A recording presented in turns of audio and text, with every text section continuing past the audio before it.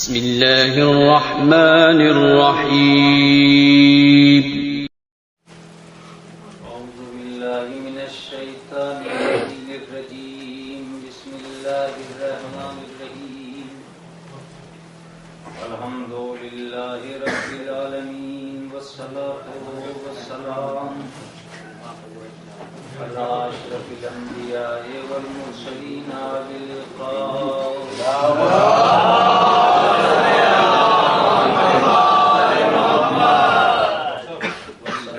السلام علی اہل بیت الطیبین الطاہرین المعصومین المظلومین المنتخبین اما بعد فقد قال اللہ تعالی وتبارک فی کتابہ المحکم وکتابہ المتقن وقولہ احسن بسم اللہ الرحمن الرحیم والذی بعث فی الأمین رسولا منہم یتلو علیہم آیاتہ ویزکیہم ویعلمہم الکتاب والحکمہ وَإِن كَانُوا مِن قَبْلُ لَفِي ضَلَالٍ مُّبِينٍ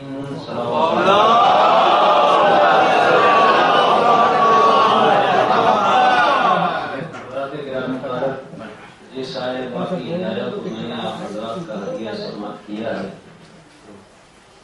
سورہ جمعہ کی آیہ کریمہ ہے. ایک مختصر سی بحث اور ایک مختصر سی گفتگو کے لیے میں نے آپ حضرات کے درمیان میں تبرکاً اس آیہ کریمہ کو اس لیے موضوع بحث قرار دیا ہے کہ اسلام کی اجتماعی طاقت کو عزاداری کہا جاتا ہے. میں نے اجتماعی کا لفظ اس لیے استعمال کیا کہ کسی بھی نقطۂ خیال پر مجمع کو جمع کرنا سوائے حسین کے دشوار ہے. اس لیے کہ اگر آپ کوئی بھی نقطۂ خیال پیش کریں گے تو اس میں کہیں نہ کہیں ظلم و تشدد کی آندیاں آئیں گی. امام حسین کا نام وہ ہے جہاں صرف اور صرف مظلومیت پائی جاتی ہے. انسانیت کا اتفاق رہا ہے کہ وہ مظلومیت پہ جمع ہوئی ہے, ظلم پہ جمع نہیں ہوئی. یہ لفظوں کو بدل کے یوں کہہ دیا جائے کہ یزید کی فوج کی کثرت اس کے سامنے ظلم پہ جمع ہو گئی تھی, لیکن اس کے بعد سے لے کر آج تک انسانیت مظلومیت پہ جمع ہو رہی ہے, ظلم پہ جمع نہیں.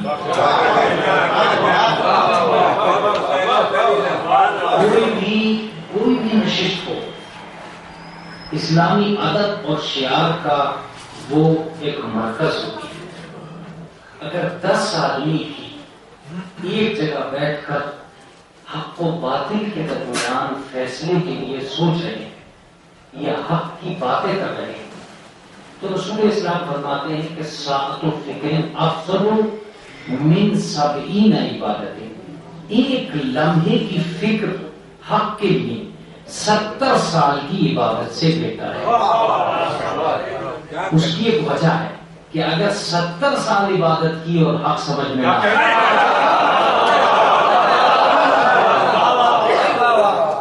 لاسٹ میں آدمی کو شیطان بننا ہے. بہت عبادت کرتا تھا لیکن حق سمجھ میں نہیں آ سکتا. تو اس کا مطلب یہ کہ غور و فکر تفکر و ساعت افضل من 70 سنتی, ایک ساعت کی فکر حق کے بارے میں افضل ہے 70 سال کی عبادت سے.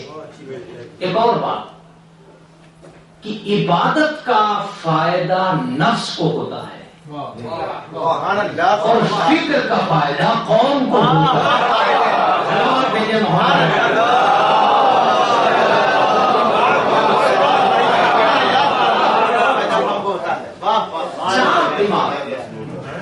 پانچ آدمی اگر اس بارے میں غور و فکر کرنے لگے اور فیصلہ کل لمحات پہ پہنچ گئے کہ حق و باطل کی یہ تصویر کیا ہے. میں ایک لفظ کہا کرتا ہوں کہ کربلا, مجلس, ماتم, عزاداری, اس سب کا نچوڑ ایک لفظ میں ہے کہ حسین انسانیت کو بیدار کرنا چاہتے تھے جسے یزید نے دولت دے دے کے سلا دیا تھا. سماعت فرمائیں، جسے یزید نے دولت دے دے کے سلا دیا تھا. تمہیں کچھ نہیں کرنا ہے، اپنے گھر بیٹھ جاؤ، یہ لوگ ایسے حکومت ہماری چل رہی ہے، ہمارے خلاف کوئی لفظ نہ کہو. سب افراد کو دولت دے دے کر اس نے یہ کام کر دیا تھا کہ تم اپنے گھر رہو، تمہیں کچھ کرنا دھرنا ہی نہیں ہے، یہ لو پیسے لو، چپ بیٹھ جاؤ. حسین نے کہا سب کچھ دولت نہیں ہوتی،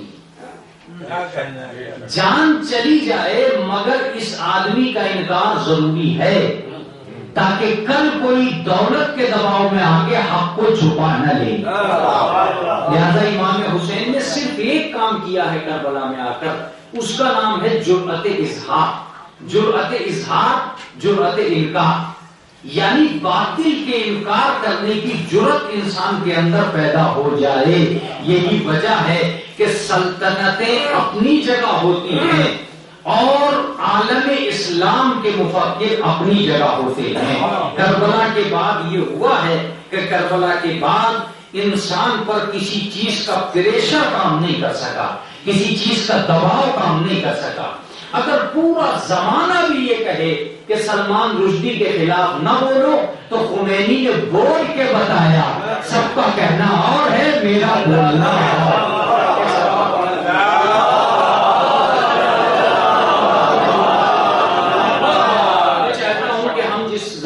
فکر پر بحث کریں گے اور جس سلسلے سے آپ حضرات کی درمیان رہیں گے اس آیہ کریمہ کا ترجمہ بھی ہو جائے اور چند لمحات اسی پر ٹھہروں گا. سنی اور انسنی باتیں ہیں جو آپ حضرات کی خدمت عالیہ میں ہیں. هو الذی بعث فی الامیین رسولا، وہ پروردگار وہ ہے جس نے امیین میں رسول بھیجا. منہم، انہی میں سے، یتلو علیہم آیاتہ، وہ ان کے اوپر آیتوں کی تلاوت کرتا ہے. ویزکیہم، ان کے نفسوں کو پاکیزہ کرتا ہے. وَيُعَلِّمُهُمُ الْكِتَابَ وَالْحِکْمَةَ، انہیں تعلیم دیتا ہے کتاب کی اور حکمت کی. اگر ساری دنیا کے قصائد دفن ہو جائیں اور یہ آیت باقی رہ جائے تب بھی رسول اللہ کی شان والا صفات کو سمجھانے کے لیے کافی ہے. متوجہ ہوئے آپ کے جملے کے؟ رسول اللہ کی شان والا صفات کو سمجھانے کے لیے یہ آیت، سارے قصائد دفن ہو جائیں، صرف یہ آیت باقی رہ جائے تو دنیا میں رسول اللہ کی شان کو سمجھانے کے لیے صرف یہی آیت کافی ہے. کیا آیت ہے؟ هو الذی بعث، وہ پروردگار عالم وہ ہے کہ جس نے بھیجا. توجہ دیجیے گا، اس کا مطلب یہ ہے کہ کلام میں 2 مرتبہ اللہ نے وہ کا لفظ استعمال کیا. وہ ہے، ہوا کے معنی بھی وہی کے ہیں اور الذی کے معنی بھی وہی کے ہیں. 2 مرتبہ اس جملے کا کہنا اس بات کا بین ثبوت ہے کہ اللہ خود مقام افتخار میں ہے کہ وہ ہے. توجہ دیجیے گا، اس کا مطلب یہ ہوا، دیکھیں نصیبہ ہمارا ہے، بات ہماری ہے، لیکن سوچے تھوڑی سی دیر کے لیے کہ اللہ نے جسے بھیج کر ناز کیا کہ وہ ہے جس نے امیین میں بھیجا. اس کا مطلب یہ ہے کہ اللہ اس کے بھیجنے پر ناز کر رہا ہے کہ ہمارا کمال یہ ہے کہ ہم نے اسے بھیجا. میں ایک بات کہا کرتا ہوں، قدرت جسے بھیج کے ناز کر رہی ہے، انسانیت اسے پا کے کتنا ناز کرے گی. اللہ اکبر، اللہ اکبر. ہمیں اور آپ کو کتنا ناز کرنا چاہیے اس کے پانے پر. نہیں، توجہ دیجیے، وہ بلند و بالا ہو کر، افضل و اعلیٰ ہو کر، مالک و غفار ہو کر، قدرت کاملہ کا وارث ہو کر جب یہ ناز کر رہا ہے کہ ہمیں اس کے بھیجنے پہ ناز ہے تو عاجز و مجبور ہو کر، پست ہو کر، بے قدر ہو کر ہمیں کتنے سجدے شکر کرنے چاہیے کہ وہ ہمارے درمیان آ گیا. ہمیں کتنے سجدے کرنے چاہیے اس بات پر کہ وہ ہمارے درمیان آ گیا.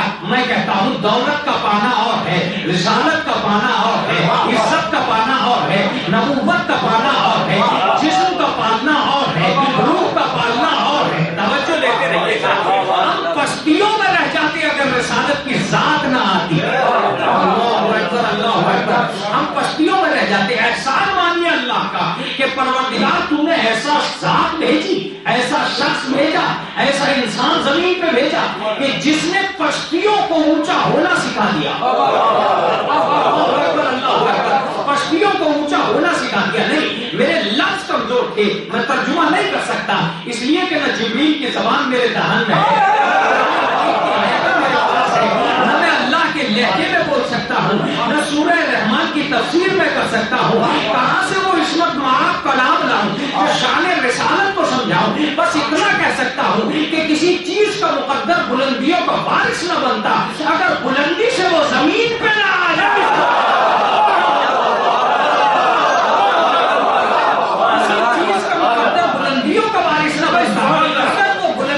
زمین پہ آنے کا عہد نہ کر لیتا، یہ اسی کا کمال تھا کہ جس دن سے وہ آیا ہے اس نے یہاں کی چیزوں کو وہاں بھیج دیا ہے،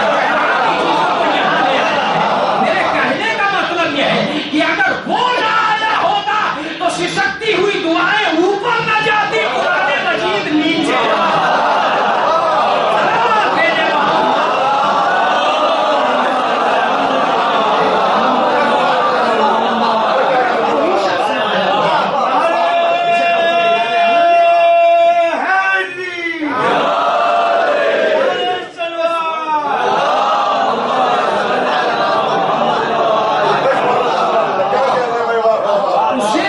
اسے بھیجا ہے، اس لیے بھیجا ہے کہ جاؤ عیسیٰ سے، موسیٰ سے، یحییٰ سے، زکریا سے، ادریس سے، یونس سے، یعقوب سے جو کام نہ ہو سکا میرے پیغمبر اب تمہیں کرنا ہے۔ توجہ دیجیے گا، میں ایک لفظ کہہ کے نکل جاؤں گا، آپ سوچتے رہ جائیے گا، ایک لفظ کہہ کے نکل جاؤں گا، آدم سے لے کے عیسیٰ تک جو کام کوئی نہ کر سکا وہ تمہیں کرنا ہے، اس لیے کہ سب نے بہت محنت کی ہے پھر بھی ان کی تبلیغ 4 قدم نہ چل سکی۔ تمہیں جانا ہے اور ایک ایسا قانون لے کے جانا ہے کہ تم کم ٹائم کے لیے جاؤ گے اور زیادہ ٹائم کے لیے ہدایت چھوڑ کے آؤ گے۔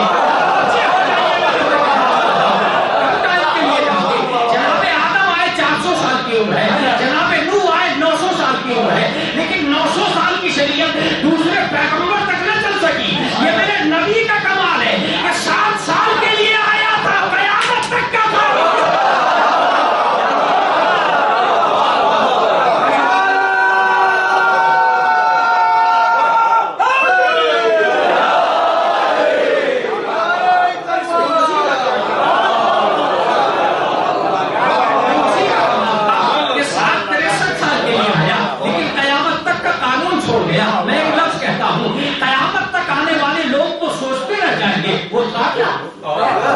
اس کا لمحہ کتنا قیمتی تھا، اس کا ہر قدم کتنا قیمتی تھا، اس کا اصول کتنا قیمتی تھا، جو اس نے بھی 40 سال خاموش بھی رہ گیا۔ صرف 23 سال کا قانون ہے جو قیامت تک شرح ہوتا رہے گا۔ زمین والے سوچتے رہیں گے وہ زمین کے بارے میں کتنا جانتا تھا، آسمان والے سوچتے رہیں گے وہ آسمان کے بارے میں کتنا جانتا تھا، دریا والے سوچتے رہیں گے وہ دریا کے بارے میں کتنا جانتا تھا۔ آج ہم اور آپ بیٹھے ہوئے شرح کرتے ہیں کہ یہ جانور کیا ہے، جانور کے اندر کیا ہے، جانور کی کتنی چیزیں حلال ہیں، کتنی چیزیں حرام ہیں، ذرا ان سے سوچئے۔ اس نے یہ بھی بتایا دریا میں کتنے جانور ہیں، جانور میں کتنے حلال ہیں، کتنے حرام۔ ایک لمحہ اس کا کتنا قیمتی تھا کہ 40 سال خاموش بھی رہا۔ الغرض میں یہ کہہ رہا تھا کہ اس کا کمال تھا کہ وہ پشتیوں کو بلند کرنے کے لیے زمین کو اترا ہے۔ جب میں یہ لفظ کہتا ہوں تو بس اتنا کہتا ہوں کہ مجبوری اس کی تھی یا مجبوری ہماری؟ دیکھیں ترجمہ ہوگا نبوت کا اس لفظ میں، مجبوری اس کی تھی یا مجبوری ہماری؟ اسے ضرورت تھی کہ وہ زمین پہ آئے یا ہمیں ضرورت تھی کہ وہ زمین پہ آئے؟ اگر یہ نہیں سوچ سکتے تو میرے اس موضوع کی بحث کو آگے بڑھانا ہی بیکار ہو جائے گا۔ ضرورت ہماری تھی کہ اس کی تھی؟ توجہ دیجیے، اگر اس سے پہلے وہ بہت اچھا تھا تو اسے کیا ضرورت تھی کہ وہ آئے؟ توجہ دیجیے، ایک لفظ ہے جسے میں دینا چاہتا ہوں، سوال یہ پیدا ہے کہ اس سے پہلے وہ کیا تھا؟ یہ تو ہمارا اور آپ کا کلمہ ہے، لا الہ الا اللہ محمد رسول اللہ، محمد اللہ کے رسول ہے۔ ہم نے کب پڑھا؟ جب وہ یہاں آ گیا۔ ہم نے کب پڑھا؟ جب وہ یہاں آ گیا۔ حالانکہ اس کلمے سے رسول کا قد پتہ نہیں چلے گا، اس کلمے سے رسول کا قد نہیں پتہ چلے گا۔ میرا لفظ کمزور ہے، رسول کے قد کی بات نہیں کر رہا، اس کلمے سے اس کی نبوت کا ترجمہ بھی نہیں ہوگا۔ اس لیے کہ ہم جب لا الہ الا اللہ محمد رسول اللہ کہتے ہیں تو ہمیں دعوت الرشیدہ کی فضا یاد آتی ہے، مکے کی گلی یاد آتی ہے، سرزمین عرب یاد آتا ہے. بس یہیں سے کلمہ شروع ہوا. شاید آپ غلطی پہ ہیں، یہ میرا اور آپ کا کلمہ ہے، لا الہ الا اللہ محمد رسول اللہ. خود اس کا کلمہ سنیے تو کچھ اور ہے. تم تو نبی آدم و مائے بتی، میں تو اس وقت بھی نبی تھا جب آدم آبو کی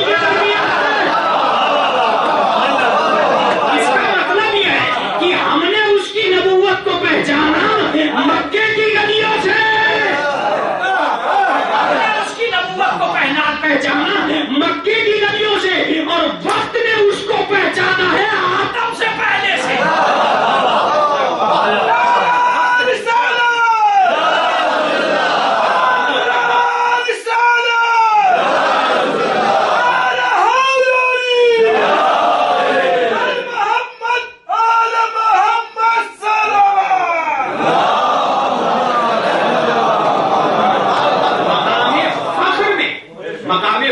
پروردگار عالم کا یہ کہنا کہ میرے حبیب وہ ذات ہے جس نے تجھے رسول بنا کر بھیجا.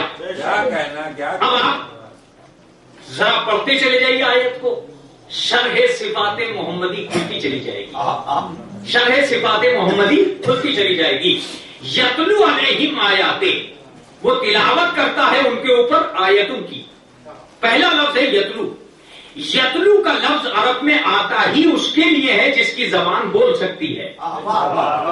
ہم یتلو کا لفظ لا ہی اس لیے رہے ہیں کہ سامنے والا ہمارے محمد کو گونگا نہ سمجھ لے. سامنے والا ہمارے محمد کو گونگا نہ سمجھ لے. خبردار، ایسا نہیں ہے کہ اس کے دہان میں زبان نہیں ہے. یتلو علیہم آیاتے، یہ اور بات ہے کہ زبان ضرور ہے مگر بکواس کرنے کے لیے نہیں ہے.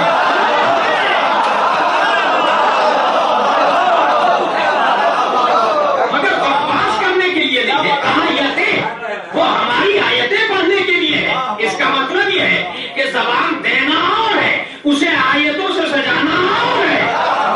تمہاری زبان ہے مگر اسے ہم نے آیتوں سے سجا کے بھیجا ہے. یتلو علیہم آیاتیں، خبردار کبھی بھی اسے گونگا نہ سمجھ لینا. یزکیہم، تمہارے نفسوں کو پاکیزہ کرتا ہے. سوچو تھوڑی سی دیر کے لیے. میں نے کہا تھا کہ محمد کا کردار مکمل ہو جاتا ہے ان آیتوں میں. ظاہر سی بات ہے جو تمہیں پاکیزہ کرنے آیا ہے وہ تو کتنا پاکیزہ ہوگا. جو تمہیں پاکیزہ کرنے آیا ہے وہ خود کتنا پاکیزہ ہوگا. یعلمہم الکتاب والحکمہ، وہ تمہیں تعلیم دیتا ہے کتاب کی اور حکمت کی. یتلو کا لفظ بتاتا ہے کہ گونگا نہیں ہے. متوجہ ہو جائیے گا. یزکی کا لفظ بتاتا ہے کہ پاکیزہ کتنا ہے، اور یعلمو کا لفظ بتاتا ہے جاہل نہیں ہے.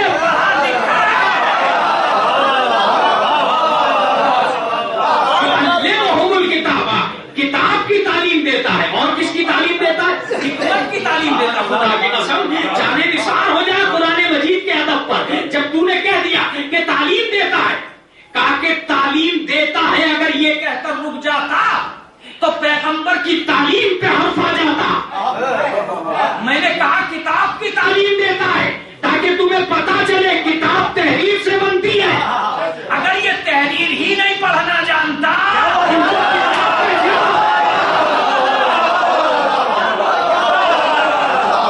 کتاب کہتے ہی اسے ہے جو لکھی ہو. یہ اللہ صرف تعلیم نہیں دیتا کہ صاحب حافظے میں چیزیں ہیں وہ آپ کو بتا رہا ہے، تعلیم دے رہا ہے. لیکچر دینے نہیں آیا، کتاب پڑھانے آیا ہے. تو اگر خود نہیں پڑھنا جانتا تو پڑھا کسے رہا ہے؟ اگر خود نہیں پڑھنا جانتا ہے تو پڑھا کسے رہا ہے؟ یعلمہم الکتاب، وہ تمہیں تعلیم دیتا ہے کتاب کی. اگر ہم صرف کتاب کہہ کر رک جاتے تو کتاب تو ناول بھی ہوتی ہے، کتاب تو بری بھی ہوتی ہے، کتاب اچھی بھی ہوتی ہے. ہم نے قید لگا دی حکمت کی تعلیم دیتا ہے تاکہ تمہیں پتا چل جائے وہ دانا بنانے آیا ہے، دیوانہ بنانے.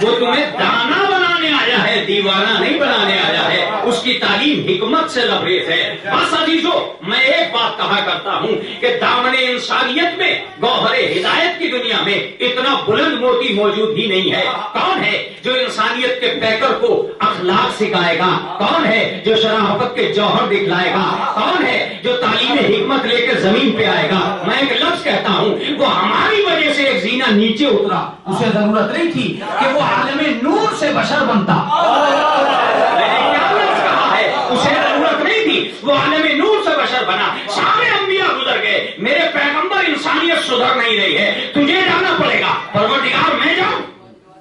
تجھے جانا پڑے گا، ورنہ انسانیت کبھی اوپر نہیں آ سکے گی. تمہیں جانا پڑے گا، یقین دلانا پڑے گا کہ میں تمہیں بلند کر سکتا ہوں. میرے اللہ، مجھے جانا پڑے گا. کہا بالکل تمہیں جانا پڑے گا. ٹھیک ہے، اب کیا کروں میں جانے کے لیے؟ اب تمہیں اس قابل بننا پڑے گا تاکہ وہ تمہیں دیکھیں اور تم سے ہدایت حاصل کریں. توجہ دیجیے گا، وہ عالم نور میں تھا، فرشتے اسے دیکھتے تھے، تسبیح پڑھتے تھے. وہ فرشتوں کو جماعت کرایا کرتا تھا. اس کی قیادت میں نوری مخلوق تھی. ملائکہ نے اس کی تسبیح سے تسبیح سیکھی تھی. ایسا نہیں تھا کہ اسے قیادت کا شوق تھا، وہ نیتا بننا چاہتا تھا. نیتا بننے کے لیے یہاں نہیں آیا تھا. پروردگار کرنا کیا پڑے گا؟ کہ نور کی سیڑھی سے ایک قدم نیچے اترو. نور کی سیڑھی سے ایک قدم نیچے اترو. پیغمبر، تمہیں بشری لباس پہننا پڑے گا، اس لیے کہ اگر اسی حالت میں زمین پہ چلے گئے تو لوگ تمہیں دیکھ نہیں پائیں گے، ہدایت کیا دیں گے؟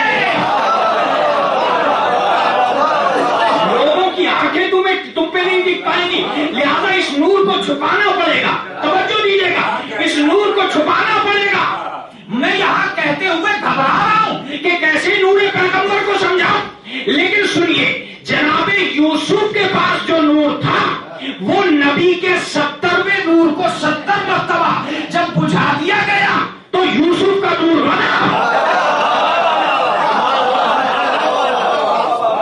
جناب یوسف کے پاس جو نور تھا وہ نبی کے نور کو 70 مرتبہ بجھا دیا گیا. 70ویں حصے کو 70 مرتبہ بجھا دیا گیا تو یوسف کا نور بنا. کسی نے کتنی اچھی بات کہی ہے کہ اس کے نام پہ صرف انگلیاں کرنی تھی، تیرے نام پہ لوگوں نے گردنیں کرنا.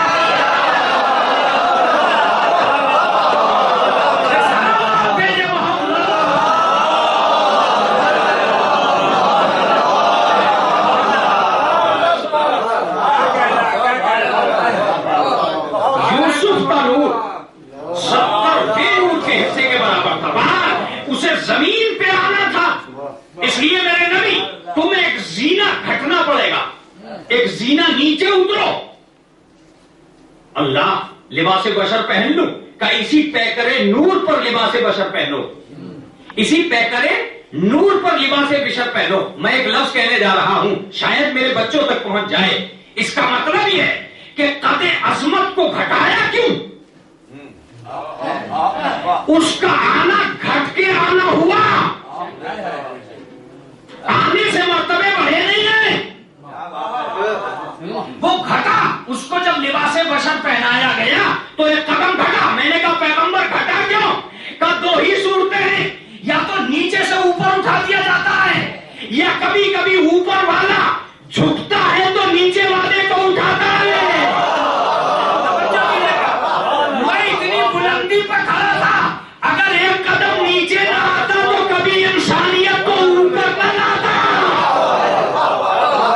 لہذا سنو، بشر اس وجہ سے نہیں بنا کہ میری عظمت کیا ہے، بشر اس وجہ سے بنا کہ تمہاری طاقت کیا ہے. تمہاری وجہ سے بشر بننا پڑا ہے، تمہاری وجہ سے میں نے اپنے قد کو گھٹایا ہے. اب اگر قد کو گھٹا ہی لیا ہے تو تمہیں یقین آنا چاہیے کہ کمالات میرے ہیں، عظمتیں میری ہیں، کمالات میں ہی لے کے آیا ہوں. سب سے پہلی بات یہ ہے کہ اس کا آنا ہی معجزہ ہے. اب لفظیں سنیے، اس کے بعد میں شروع کر دوں گا اپنی مجلس کو. اس کا آنا ہی معجزہ ہے، اور کمال یہ ہے کہ اس نے قدم زمین پر رکھ دیے تو مکے کو معظمہ بنا دیا.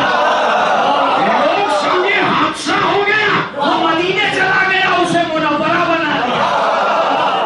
لوگ سمجھے بات ختم ہو گئی، فضیلت تمام ہو گئی، اس نے کہا میں خاندان چھوڑ کے جا رہا ہوں، علی نجف جائے گا، اشرف بنا دے گا. اس نے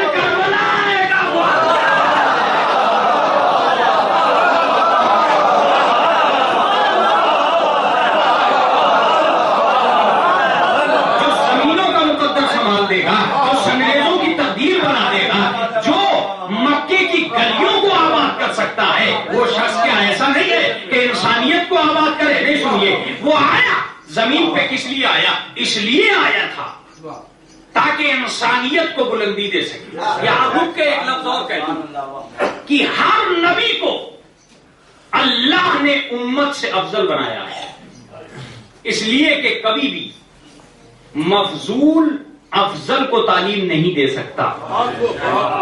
چونکہ آپ تعلیم امت کے لیے جا رہے ہیں میرے حبیب، اس لیے بہت ضروری ہے آپ کے لیے کہ آپ میں کمالات ہونے چاہیے.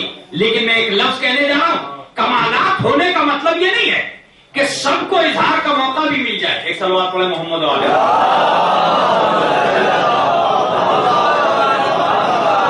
کمالات ہونے کا یہ مطلب نہیں ہوتا کہ سارے کمالات کو اظہار کا موقع بھی مل جائے.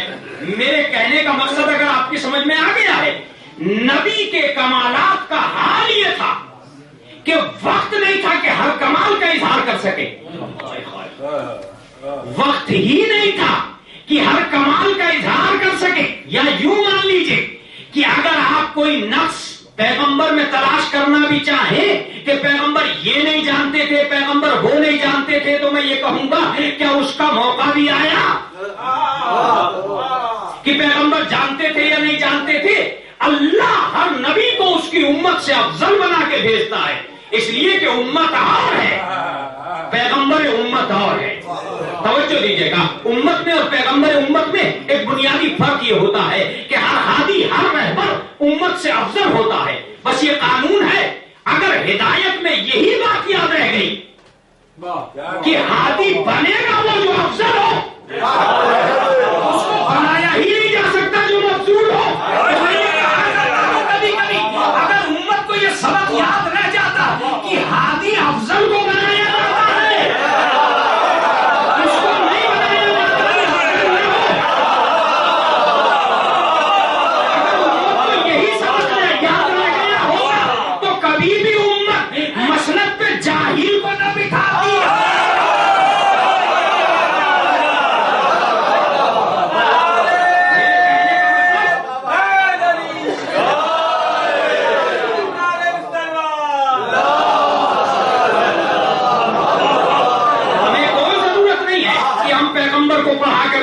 ہمیں کوئی ضرورت نہیں ہے کہ ہم پیغمبر کو تعلیم دے کے بھیجیں، ہمیں کوئی ضرورت نہیں ہے. ہم جاہل بھی بنا کے بھیج سکتے تھے پیغمبر کو. لیکن سوال یہ ہے کہ کل کی امت یہ جان لیتی کہ ہادی ہوتا کیسا ہے. میں کبھی کبھی اپنے بچوں کو سمجھانے کے لیے کہا کرتا ہوں کہ ہادی کو سمجھنے کے لیے بہت دور جانے کی ضرورت نہیں ہے. جب تم کسی کو مسلح پہ کھڑا دیکھتے ہو تو اگر کوئی گلی کا جاہل آ کے مسلح پہ کھڑا ہو گیا تو تم فوراً اسے باہر نکالو گے.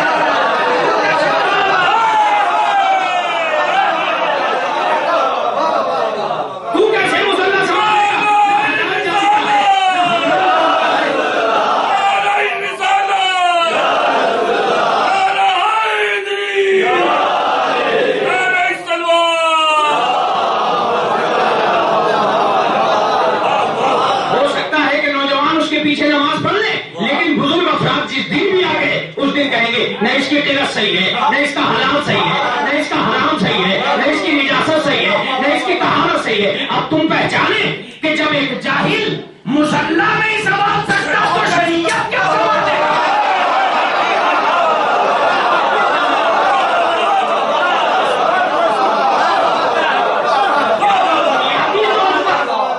بنیادی طور پر میں اپنے پیغمبر کو تعلیم دے کے بھیج رہا ہوں، تعلیم دے کے بھیج رہا ہوں.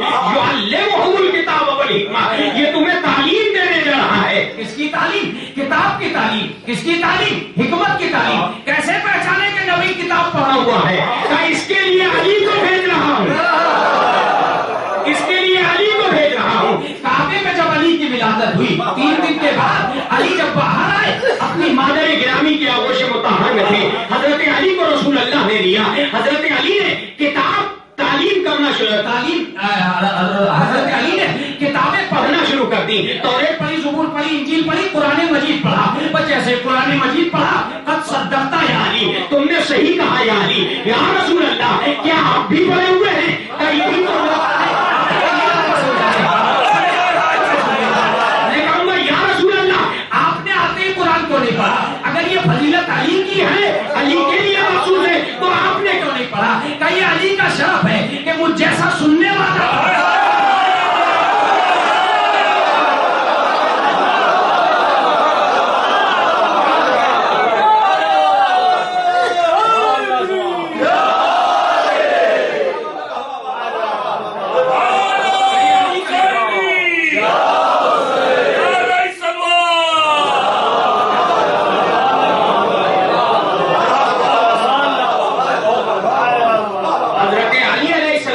کتاب اس لیے نہیں پڑھی تھی کہ علم علی ثابت ہو جائے، اس لیے پڑھی تھی کہ آج ہی علم پیغمبر کا اعلان ہو جائے.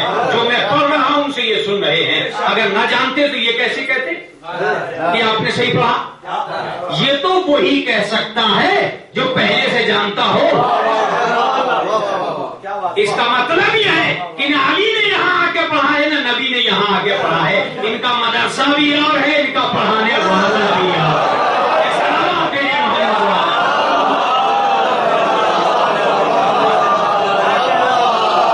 لیکن یہ بات ہے کہ پیغمبر اسلام کو زمین پہ صرف اس لیے بھیجا گیا کہ یہ عالم انسانیت احسان مانے قدرت کا کہ پروردگار عالم نے، اور میں کہا بھی کرتا ہوں کہ ساری دنیا میں یہ سب سے بڑا احسان ہے انسان کے اوپر کہ اللہ نے پیغمبر کو ہم میں بھیج دیا.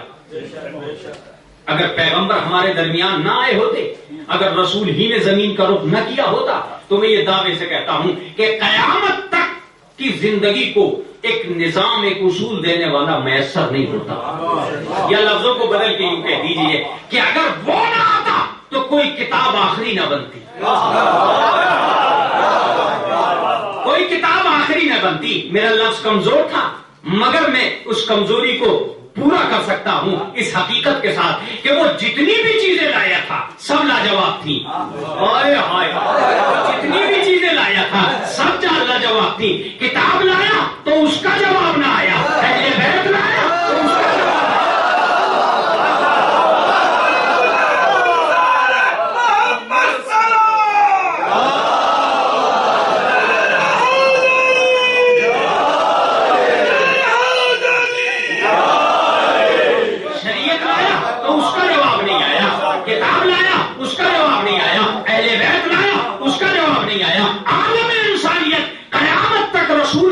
اول کو لے کر محشر میں جائے گی. نقش اول کو لے کر قیامت تک محشر میں جائے گی. جو رسول لایا تھا دنیا قیامت تک اسی کو لے کر محشر میں جائے گی. میں کہنا کیا چاہ رہا ہوں، اب اس کے بعد کوئی فاطمہ نہیں ہے جو قیامت تک زمانے میں آ سکے. اب اس کے بعد کوئی علی نہیں ہے جو قیامت تک زمانے میں آ سکے. اب اس کے بعد کوئی حسن نہیں ہے جو قیامت تک زمانے میں آ سکے. اب اس کے بعد کوئی حسین نہیں ہے جو قیامت تک زمانے میں آ سکے. اللہ اکبر، اللہ اکبر. وہ فرد لایا تو لاجواب، وہ کتاب لایا تو لاجواب، وہ قانون لایا تو لاجواب. یعنی جو کچھ لایا تھا اس کا کمال یہ تھا کہ وہ پہلے والوں سے افضل تھی اور بعد والوں میں اس سے کوئی بہتر نہیں تھا.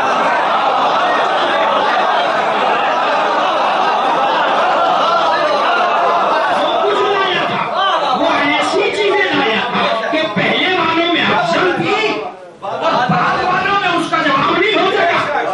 اس لیے قرآن مجید کو نہ زبور کاٹ سکی، نہ انجیل کاٹ سکی، نہ توریت کاٹ سکی. قرآن مجید کو قیامت تک کوئی کتاب نہیں کر دے گی.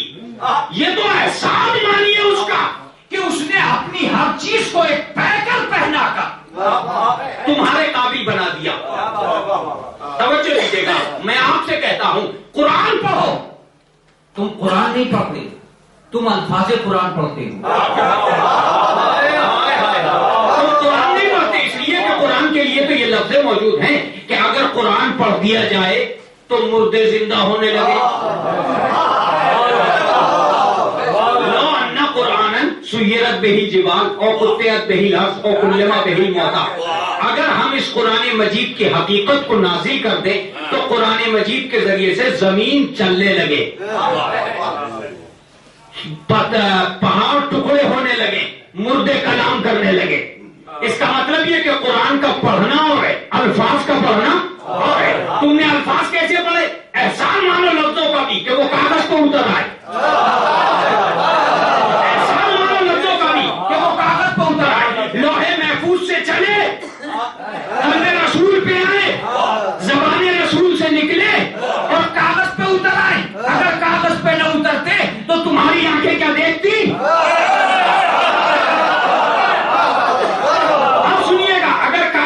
اترتے تو کیا تمہاری آنکھیں دیکھتی؟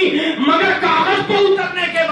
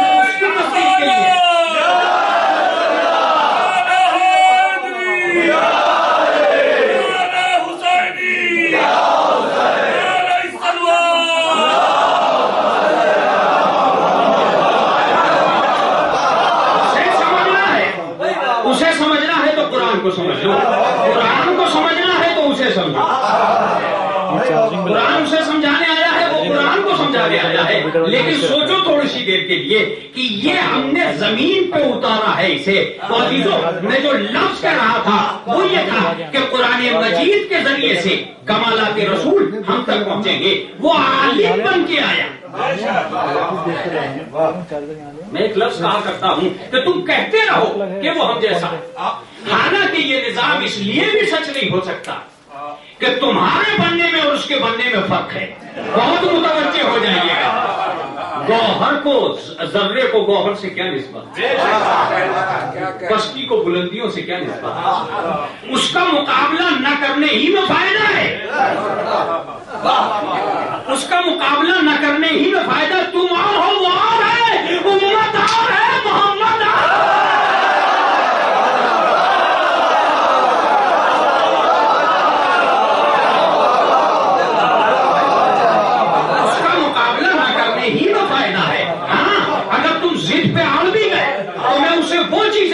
ذرا سوچو تو صحیح، تمہاری خاک کو روح دی گئی تو چمک پیدا ہوئی. تمہاری خاک کو روح دی گئی تو تم میں چمک آ گئی. توجہ دیجیے گا، بڑی عجیب بات ہے. میں کہوں گا ایک آدمی بنا کیسے؟ ایک آدمی ایسے بنا کہ کالی مٹی اس کو گوندھا گیا. یہی تو تھا، بلکہ 4 جگہ کی مٹی لے کے گئے تھے فرشتے. اس کو گوندا گیا، ایک پتلا بنا. جیسے ہی پتلا بنا، پتلا بن کے تیار ہوا. اللہ نے کہا فَإِذَا سَوَّيْتُهُ وَنَفَخْتُ فِيهِ مِن رُوحِي فَقَعُوا لَهُ سَاجِدِينَ. جب میں اس میں اپنی روح پھونک دوں تم سب کے سب سجدے میں گر جانا. یہ پہلا انسان، یہ پہلا انسان قرآن مجید کی دنیا میں. قرآن مجید نے کہا یہ پہلا آدم بننا ہے. اس کا مطلب آدمی بنا خاک سے. عجیب بات ہے، اس خاک میں روح پڑی تو اتنی چمک آ گئی. اب جب آئینے میں دیکھنا تو محمد کا کلمہ پڑھنا. کالی مٹی سے ملنے کے بعد تم اتنے خوبصورت.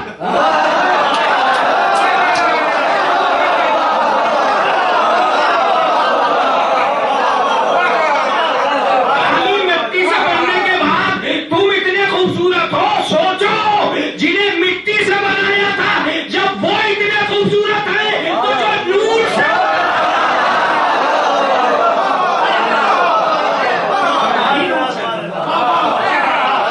کتنا جمیل ہوگا، وہ کتنا حسین ہے.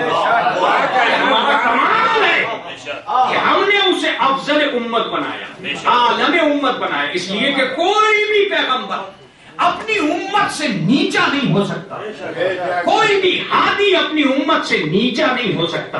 اس لیے کہ اگر نیچا ہوگا تو کوئی بھی آدمی آ کے یہ کہہ دے گا کہ یہ تو ہم ہی جیسا ہے، یہ تو ہمارے برابر ہے. بس چند لفظ ہونے کی یہ بات تمام ہو رہی ہے. یہ تو ہم ہی جیسا ہے، ہمارے برابر ہے، ہمیں کیا سمجھائے گا. لیکن کمال کا اظہار نہ کرنا اس بات کی دلیل نہیں ہے کہ اس میں کمال نہیں ہے. کمال کا اظہار نہ کرنا اس بات کی دلیل نہیں ہے کہ اس میں کمال نہیں ہے.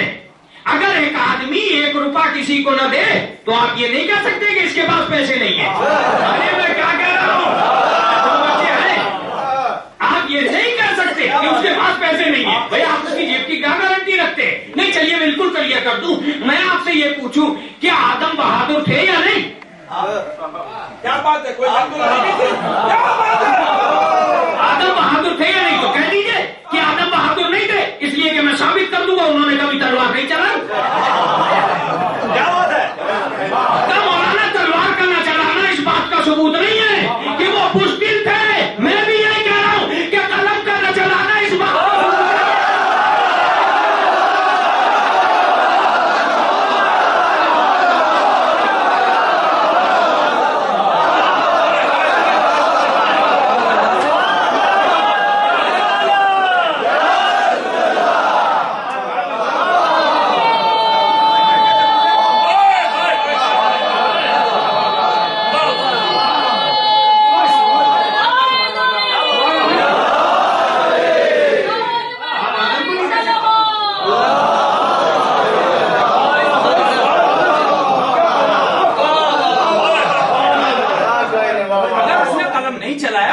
مطلب نہیں ہے، جاہل تھا. कहना हाँ, पढ़ना ही नहीं जानता था, वो लिखना ही नहीं जानता था। पिछली मजलिस में मैं आया था तो मैंने एक बात कही थी कि रसूल अल्लाह के फजाइल को देखकर दुनिया दो तरीके से मायूस हो रही है। उसका कद घटा नहीं पा रही है, अपना कद बढ़ा नहीं पा रही है।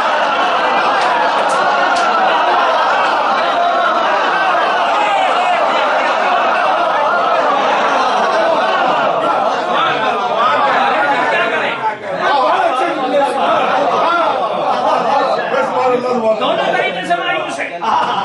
उसका कद घटा नहीं पा रहे, अपना कद बढ़ा नहीं पा रहे। एक लफ्ज निकाल के लाया, बराबर है। मैं इसमें भी मसलहत नहीं समझा के बात क्या है। आप कैसे बराबर हो गए? वो घट गया है कि आप बढ़ गए?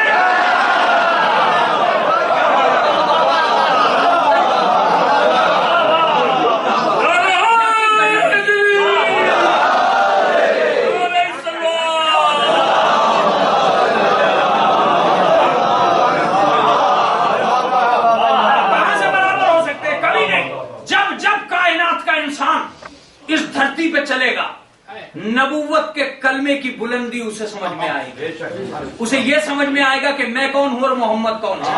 मोहम्मद तुझे भी मैं जमीन पे भेज रहा हूं, तो अब तू भी चलेगा, दुनिया भी चलेगी। दुनिया के पैर और होंगे, तेरे पैर और।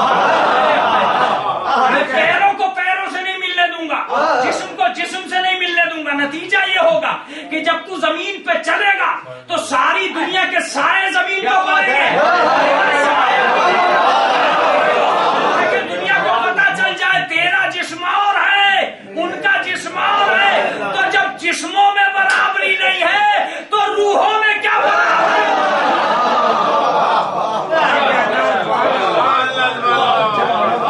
उनका जब जमीन पे चलते थे तो साया नहीं पड़ता, कभी भी साया नहीं पड़ा करता था। अब एक लफ्ज और सुन लीजिए, वो जमीन पे आया तो अब एक ही हरबा था। इसको रोकने के लिए जरूरी है कि इस पे ऐसे वार किए जाए कि जिससे मोहम्मद घर से न निकले। मैं यकीन से कहता हूं, अपने जोर तबलीग की वजह से मोहम्मद 40 साल खामोश नहीं रहे। एक इस लफ्ज पर गौर कर लीजिएगा, यही असली लफ्ज है। अपने जोर तबलीग की बुनियाद पर मोहम्मद 40 साल खामोश नहीं रहे। अदावत के जोर पर मोहम्मद को 40 साल खामोश रहना पड़ा। मैं एक लफ्ज कहने जा रहा हूं, फिर सुन लीजिए। मोहम्मद आए ही नबी थे, 40 साल इसलिए खामोश नहीं रहे कि खुद तबलीग करना नहीं चाहते थे। 40 साल इसलिए खामोश रहे कि दुश्मन आगे बढ़ने नहीं दे रहा था। कैसे समझाऊंगा मैं इसको? दुश्मन आगे बढ़ने ही नहीं दे रहा था। दुश्मन समझ चुका था कि यह कयामत तक का इंसान है। दुश्मन जान चुका था। मैं यही कहता हूं कि अदावत आती ही वहां है। आदमी उसी को रोकता है जिसके लिए यकीन होता है कि ये शमा सारे में रोशनी फैलाएगी। मैंने दो ही जगह मुखालफत देखी है, अरब में रिसालत की मुखालफत और इस वक्त अज़ादारी की मुखालफत। मैंने पूछा कि आप अज़ादारी के मुखालिफ क्यों हैं? कहा यही तो शमे हक है जो लोगों को अपने अंदर जज्ब कर लेगी। लिहाजा इसी को खामोश करना चाहिए। मैंने कहा मोहम्मद आपके कदम क्यों नहीं बढ़ रहे? का इल्जाम नहीं देख रहे हो?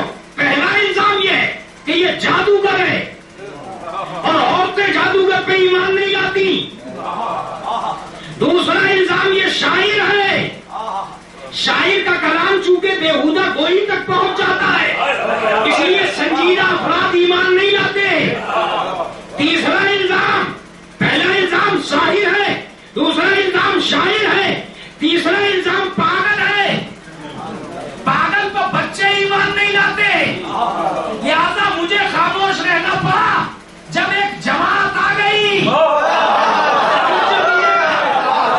जब एक जमात आ गई तो अब रसूल ने कहा बेतराज का जवाब मेरे पास मौजूद है।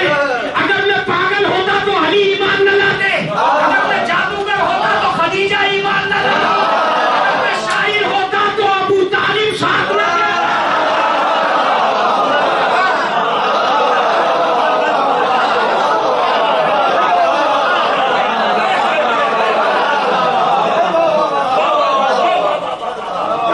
इन्होंने कहा मजनू है, अली ईमान लाया कि बच्चे पागल पर ईमान लाएंगे। उन्होंने कहा جادوگر ہے. خدیجہ ایمان لائی تاکہ دنیا کی عورتوں کو یقین پیدا ہو جائے. میں ایک لفظ کہا کرتا ہوں، یہ خدیجہ کا یقین تھا جس نے فاطمہ کو پیدا کر دیا. ابھی لفظ سنیے گا، ابھی لفظ سنیے گا. یہ خدیجہ کا یقین تھا جس نے فاطمہ کو پیدا کر دیا، اور یہ فاطمہ کی تبلیغ ہے جس نے زینب کبریٰ کو پیدا کر دیا. اگر یقین خدیجہ کام نہ آتا تو فاطمہ جیسی شخصیت نہ ملتی، اور اگر فاطمہ نہ ملتی تو زینب جیسا وقار نہ ملتا. پیغمبر اسلام ایک عظمت مسلسل کا نام ہے، اور اگر ساری دنیا بھی چاہے کہ ان کی عظمتوں کا مقابلہ کرے تو میں تو ایک لفظ کہا کرتا ہوں، آج تک تم اس کا مقابلہ کیا کرو گے؟ اس کے نام کے بالوں کا مقابلہ نہیں ہے. یہاں بال کی زیارت، وہاں بال کی زیارت. جاؤ اپنے بالوں کو دیکھو کہ نائی بھی نہیں سنگواتا. کیا بات ہے؟ مجھے نہیں معلوم کہ وہ بال کب آ گئے، کیسے آ گئے، مجھے نہیں پتا ہے، مگر میں اتنا جانتا ہوں کہ ساری دنیا میں بالوں کی زیارت ہوئی اس لیے ہے کہ تمہارا وجود بال برابر بھی ہے.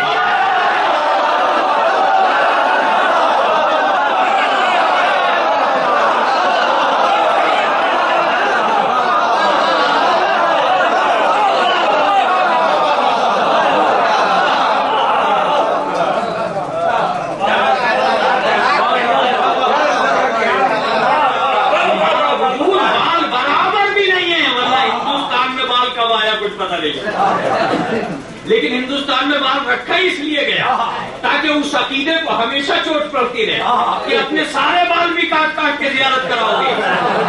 تو شاید تمہیں اوقات یاد آتی رہے کہ اس کے ایک بال کی برابر بھی تمہاری زندگی بھر کے بال نہیں ہے. لیکن آج پہچان لو، جس کے ایک ایک بال کی اتنی قیمت ہے، اس کی سر پہ بٹھانے والوں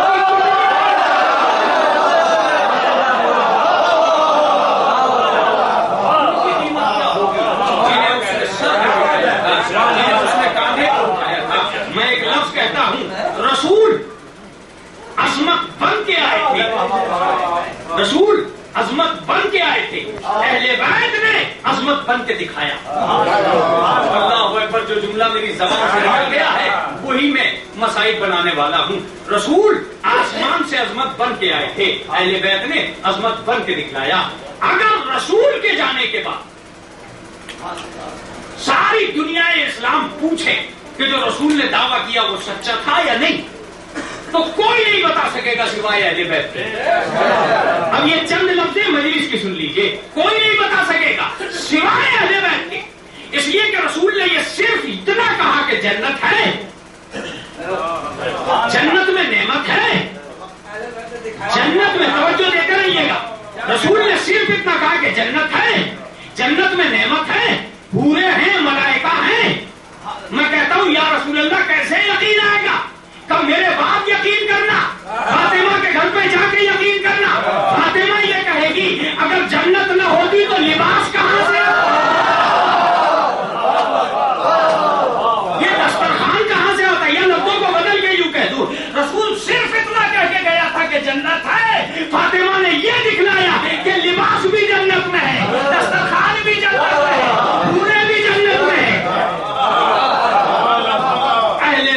رسول پر یقین دلانے کے لیے پیدا کیے گئے تھے. یا لفظوں کو بدل کے یوں کہہ دوں کہ مجاہد پیدا کرنا رسول کا کام ہے، تلواریں بھیجنا جنت کا کام ہے. پڑھے محمد.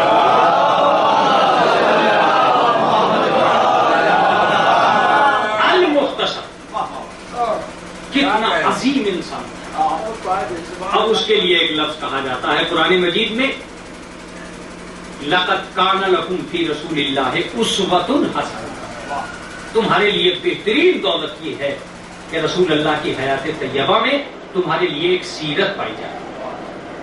اسوۃ کا مطلب سیرت. میں ایک لفظ کہا کرتا ہوں کبھی کبھی کہ خالی اسوۃ کہہ کے بھی پروردگار چپ ہو جاتا تب بھی تو اس کی سیرت میں کوئی کمی نہیں تھی، لیکن اس نے حسنہ کا لفظ لگا کے کہا کہ اس کی سیرت کبھی بری نہیں ہو سکتی.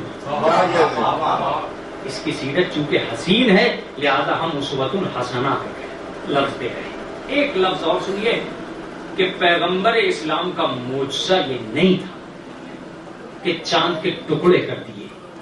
پیغمبر کا معجزہ یہ تھا کہ باطل کے ٹکڑے کر دیے. پیغمبر کا معجزہ یہ تھا کہ جہالت کے ٹکڑے کر دیے. پیغمبر کا معجزہ یہ تھا کہ کفر کے ٹکڑے کر دیے. کتنا قدامت آور تھا وہ شخص, کتنا باکمال تھا وہ شخص جو تنہا آیا تھا, اور آج اس کی تنہا کی تفسیر پوری امت سے نہیں ہو پائی.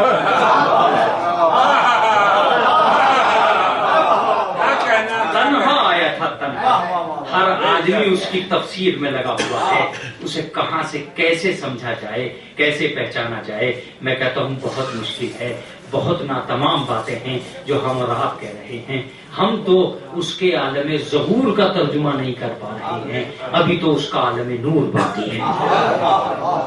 نہ جانے کب سے ہے اور کب تک اس سیرت و کردار کی ایک مکمل داستان بنا رہے گا. ایک ایک آیت قرآن مقدس میں رسول اسلام سے متعلق اٹھاتے چلے جائیے اور آپ کو پتہ چل جائے گا کہ ایک لشکر ہے محمد, ایک جماعت ہے محمد.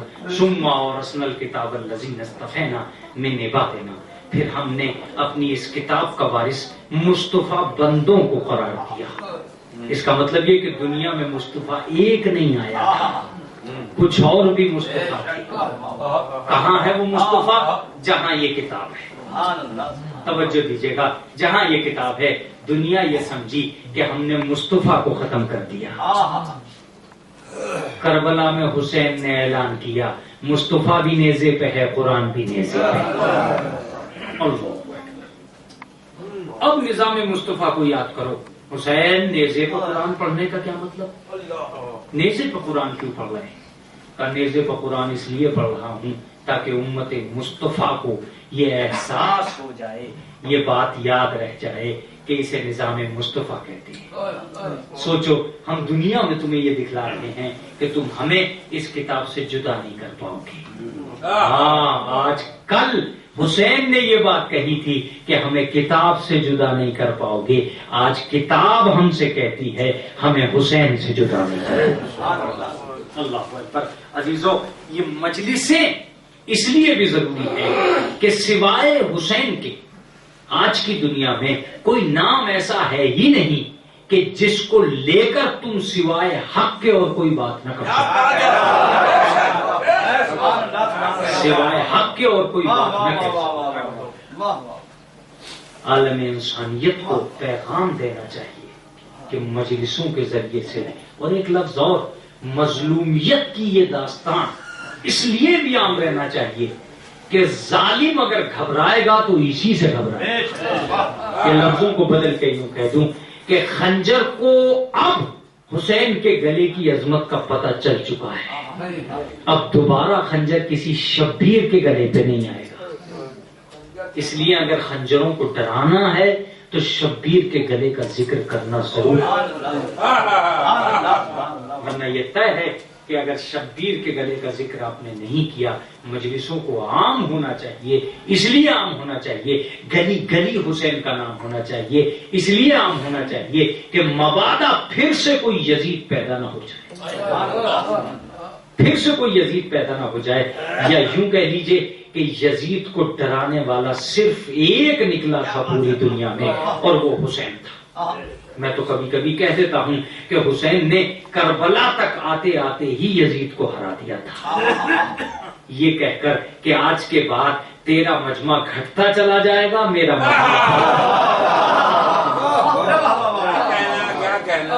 آج کے بعد یزید تیری طاقت گھٹتی چلی جائے گی, میری طاقت بڑھتی چلی جائے گی. تیری حکومت گھٹتی چلی جائے گی, میری حکومت بڑھتی چلی جائے گی. تیرا پرچم زمین کی طرف آئے گا, میرا پرچم ہاتھوں کی طرف جائے گا. میرا پرچم ہر ہاتھ میں آئے گا. ظاہر سی بات ہے جھنڈے تو اسی کے لہراتے ہیں جو جیتتا ہے. تیری حکومت کے خاتمے کے لیے آیا. یہ اور بات ہے دوستو. ایک لفظ اور سنیے اور پوری مجلس کو شاید اسی لفظ پہ آپ رکھ لیجئے گا. جب تک انسان مصیبت نہیں اٹھاتا اس وقت تک دوسروں کے دلوں میں جگہ نہیں پاتا. ایک سلام بھیجے محمد.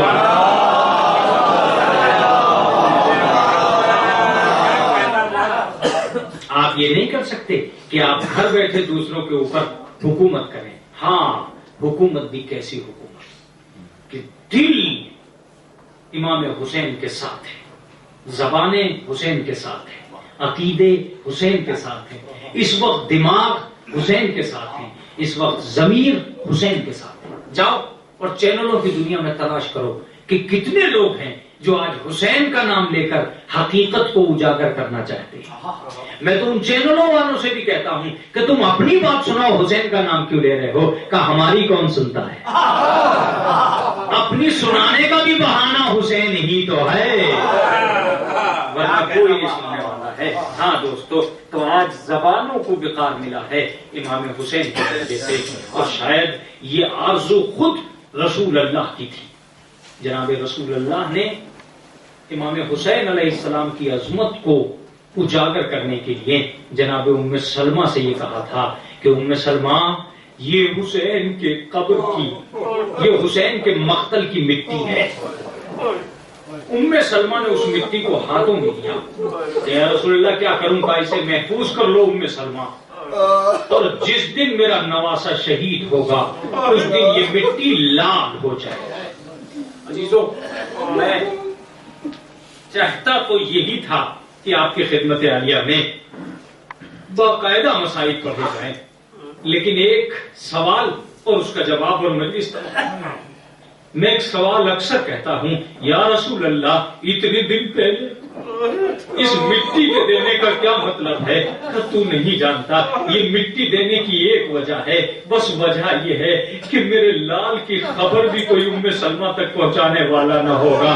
میں اپنی زندگی میں یہ کام کر رہا ہوں کہ اپنی اہلیہ کو, اپنی زوجہ کو یہ مٹی دے کے جا رہا ہوں, ام المومنین کو یہ مٹی دے کے جا رہا ہوں. اے سلمہ, اے ام سلمہ, جب میرا حسین مارا جائے تو تجھے کوئی خبر دینے والا نہ ہوگا. آپ جانتے ہیں عزیزو, ایک راوی نے بڑا عجیب جملہ لکھا ہے, اور میں جب اس جملے کو سنتا ہوں اور پڑھتا ہوں تو لرز جاتا ہوں. وہ لکھتا ہے کہ کیا وجہ ہے کہ رسول اللہ کے مرنے پر زمین کو زلزلہ نہیں آیا, آسمان سے خون نہیں برسا. کیا وجہ ہے کہ علی کی شہادت کے موقع پر, علی کی شہادت کے موقع پر زمین کو زلزلہ نہیں آیا, آسمان سے خون نہیں برسا, لیکن جب حسین کی شہادت ہوئی تو آسمان سے خون نہیں برسا, زمین کو زلزلہ بھی آیا. آپ اس کی وجہ جانتے ہیں, وجہ صرف اتنی سی ہے کہ جب رسول کی شہادت ہوئی تو بیٹی پاس میں تھی, جب علی کی شہادت ہوئی تو بیٹی گھر میں تھی, لیکن جب حسین کی شہادت ہوئی تو بیٹی بہت دور تھی.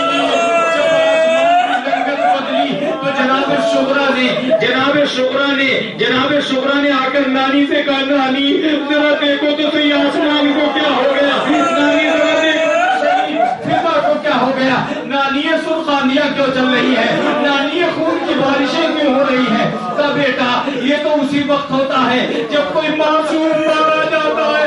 ایک مرتبہ شغرا زمین پر بیٹھ گئی, ارے میرا بابا سفر میں ہوئے, میرے بابا کی خیر. روایت بتاتی کہ جناب شغرا نے کہا, بیٹی ایک نشانی ہے میں یہ بتا سکوں کہ تیرا باپ زندہ ہے یا نہیں ہے. اب جو جناب ام سلمہ اندر جاتی ہے تو کیا دیکھتی ہے, کیا دیکھتی ہے کہ خاک خون بن چکی ہے. بس ایک مرتبہ کے بعد نہ دیکھتی, ارے مجھے لگتا ہے حسین شہید ہو گیا. اجرکم اللہ, اجرکم اللہ. خدا آپ کو کسی غم میں نہ رلائے سوائے غم آل محمد کے. بیٹی مجھے لگتا ہے کہ حسین شہید ہو گئے. کہا کہ اماں مجھے یقین نہیں آ رہا ہے, ارے میرا بھیا بھی کہاں ہے, میرا بھائی کہاں ہے, میرا اکبر کہاں ہے, میرا عباس کہاں ہے, آخر میرا پورا خاندان ہے سفر میں. عزیزوں میں ایک جملہ کہتا ہوں, ابھی بھی 8 ربیع الاول آنے والی ہے, اس کے بعد آپ کا یہ لباس ادا اتر جائے گا, آپ رنگین لباس پہنیں گے. لیکن میں آج جو لفظ پڑھنے جا رہا ہوں اس کا ذمہ دار میں ہوں کہ 40 سال تک جناب سید سجاد نے اپنے لباس ادا کو نہیں اتارا. ہمیشہ آزادار رہتے تھے, بلکہ لوگ یہ کہتے تھے کہ گلی کوچوں پر روتے تھے. تو کہا مولا کب تک کب منائیے گا, تو مولا نے فرمایا تھا اگر کسی کا ایک مر جاتا ہے تو سالوں کا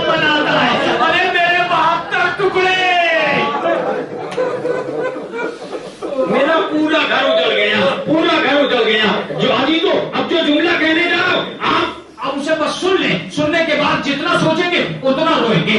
اتنا بڑا غم تھا کربلا میں کہ بہت دن تک اہل بیت کے گھر میں عید نہیں ہوئی. اللہ اکبر اللہ اکبر. بہت دن تک اہل بیت کے گھر میں عید نہیں ہوئی. میرا کہنا آسان ہے, آپ کا سننا مشکل ہے. آخری جملہ سنیے. عید کے دن دنیا عیدگاہ کو جاتی تھی, اہل بیت قبرستان کو جایا کرتے تھے. کسی نے پوچھا ہے بیویوں تم قبرستان کیوں جاتی ہو؟ کہا کہ جس کے گھر میں عیدی دینے والے نہ ہو. ارے ہمارے جوان مارے گئے.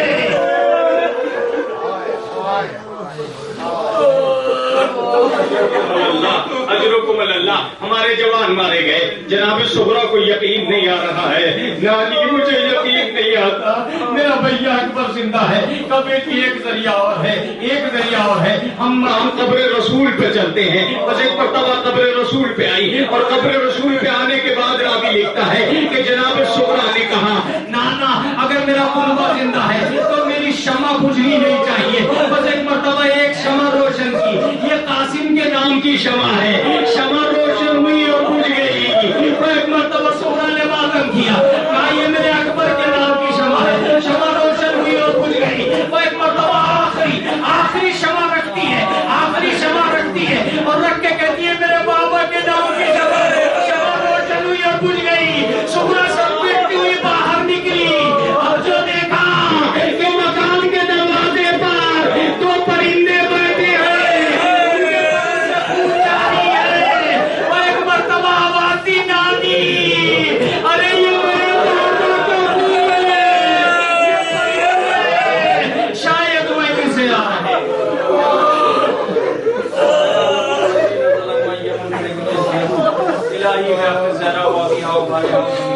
پروردگار عالم جو حاضر مجلس ہیں ان کے عہدے میرے بابو ہماری مرادوں کو کر لانا. پروردگار جو بیمار ہیں ان کو شفائے کامل و عاجل عنایت فرمانا. پروردگار عالم ہماری اس عزاداری کو قبول فرما لینا.